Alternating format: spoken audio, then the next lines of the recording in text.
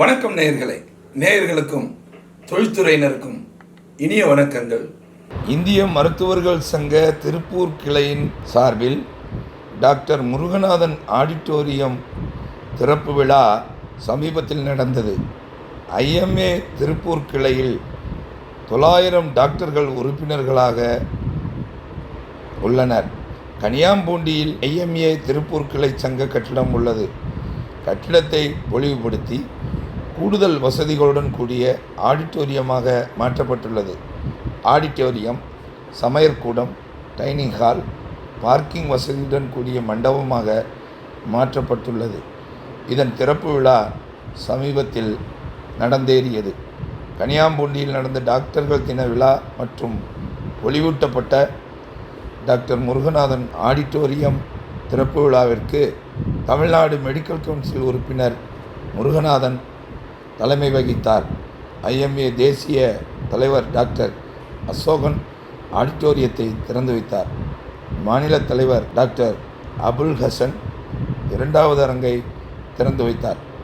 Collector Christuraj, மாநில செயலாளர் doctor Karthik பிரபு, திருப்பூர் கிளை தலைவர் டாக்டர் பாண்டியராஜன், முன்னாள் தலைவர் டாக்டர் சரோஜா, செயலாளர் டாக்டர் ஆனந்த், நிதிச் செயலாளர் டாக்டர் பாத்திமா பேகம், இணைச் செயலாளர் சதீஷ்குமார் உள்ளிட்டோர் பேசினர். முன்னாள் இந்நாள் நிர்வாகிகள் கௌரவிக்கப்பட்டனர். முன்னதாக குழந்தைகளின் கலை நிகழ்ச்சிகள் நடைபெற்றது. போட்டிகளில் வெற்றி பெற்ற குழந்தைகளுக்கு நிர்வாகிகள் பரிசுகள் வழங்கி பாராட்டினர். திறப்பு விழாவின் சாராம்சமாக டாக்டர் முருகநாதன் அவர்களுக்கு கௌரவம் செய்யப்பட்டது. கடந்த 3 ஆண்டுகளாக மாநில அளவிலான சிறப்பான செயல்பாடு என்ற அடிப்படையில் திருப்பூர் ஐஎம்ஏ முதலிடத்தில் இருந்து வருகிறது.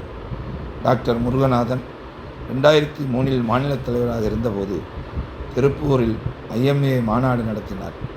சங்கத்திற்கு இடம் வாங்கி அலுவலகம் கட்ட முழு அளவில் முயற்சித்து வந்தார். ஒட்டுமொத்த டாக்டர்கள் மற்றும் சங்கத்தின் வளர்ச்சிக்கு உறுதுணையாகவும் வழிகாட்டியாகவும் இருக்கிறார். அவரது சேவை பணிகளை பாராட்டி அவரை கௌரவிக்கும் வகையில் புதிய ஆடிட்டோரியத்திற்கு டாக்டர் முருகநாதன் ஆடிட்டோரியம் என்று பெயர் சூட்டியுள்ளோம். மருத்துவத்தின் அடுத்த கட்ட வளர்ச்சிக்கும் மருத்துவ ரீதியான ஆலோசனைகளுக்கும் புதிய ஆடிட்டோரியம் பயன்படுத்தப்படும்.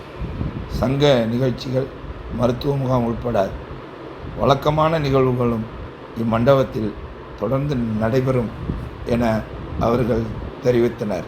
நன்றி.